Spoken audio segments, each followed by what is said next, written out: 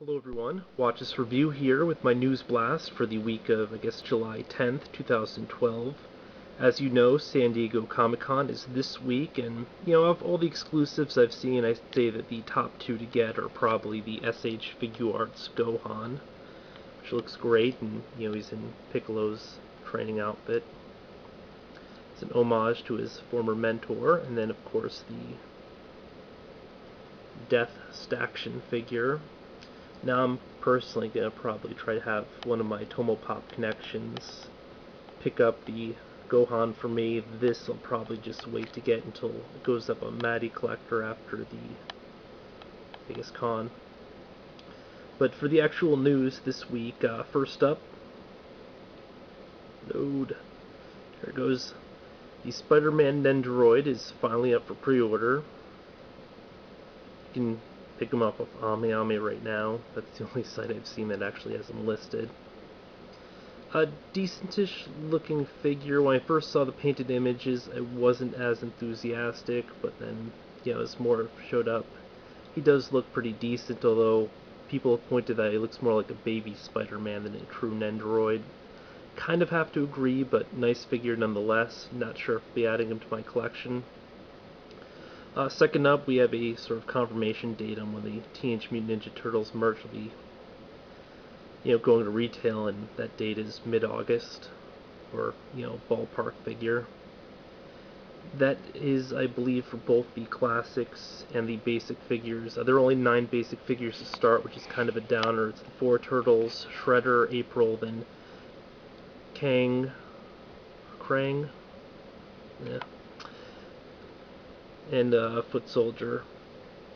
I did mention Shredder, didn't I? Yeah, well, him too. And then, of course, after people have been complaining, where are 3 3/4 inch DC characters? Why don't they make 3 3/4 inch DC characters? Well, DC Collectibles has answered your prayers, but in a Twilight Zone-ish twist, they're always going to be con exclusives. So, that's kind of incredibly messed up. Especially because these are pretty decent looking. I wasn't as behind the ones that Mattel was doing towards the end because they kept recycling skulls with less articulation, but these are at least as good as early Marvel Universe figures, probably a bit better.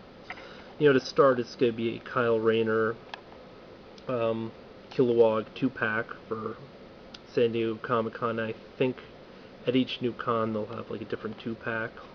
Not sure if it'll always be Green Lanterns or not. Kind of hoping it won't. Just to get some variety. And then apparently they're going to be doing a Thundercats Mini-Mates line, which is kind of shocking and surprising. There will be a sort of 4 or 5-pack available at San Diego Comic-Con. I say 4 to 5 because, Snarf technically isn't a figure, he's more of an accessory, but, give him some recognition there. The Lino has 2 faces, one's kind of open roaring, I forget what the other one is, then the Mumra is pretty cool, he's got removable robes, you can see the bandages and stuff underneath, and the Jaga has a sort of translucent effect, so you can see through him. He's a ghost. And then, if you have small children, you might want to ask them to leave the room for a second, because I'm going to be showing you the Sideshow Poison Ivy, which is an absolutely gorgeous figure, just a little bit on the lewd side.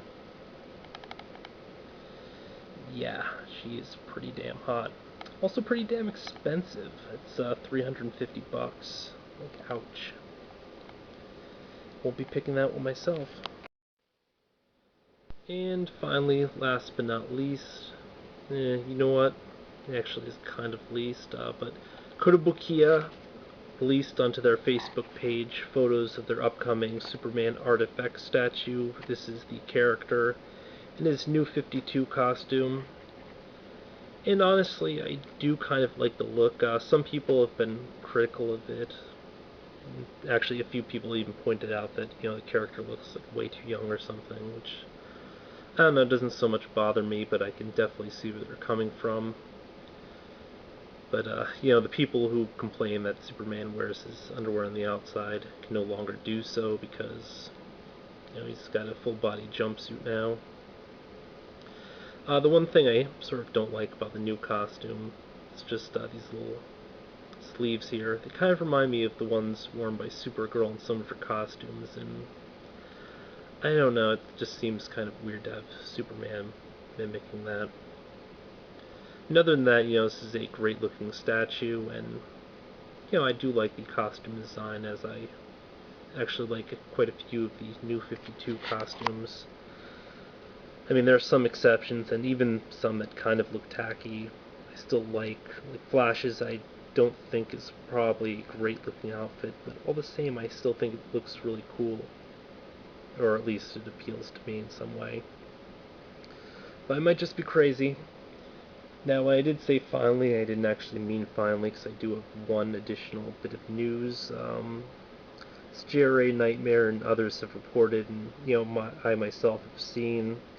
It does look like Marvel Legends is sort of hitting areas again. I mean, for a while it was kind of fading out of stores. Like, I wasn't seeing it being restocked or anything, but recently Wave 2 is just sort of resurged in places, and people are getting their masked Dawkins finally.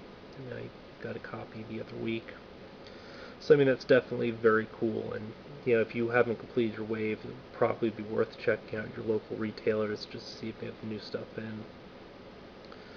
Otherwise, on a personal note, in my local TJ Maxx today, I picked up a Optimus versus Megatron Ultimate Battle Pack for $13. I don't think the figures are probably all that great, but it is a great deal, and I will be reviewing that sometime in the near future. But so yeah, I guess I'm just really looking forward to the Comic-Con news at this point, as I'm sure most of you are, and I'll probably have a few videos up just based on the various news and then my thoughts on it. But until next time, folks.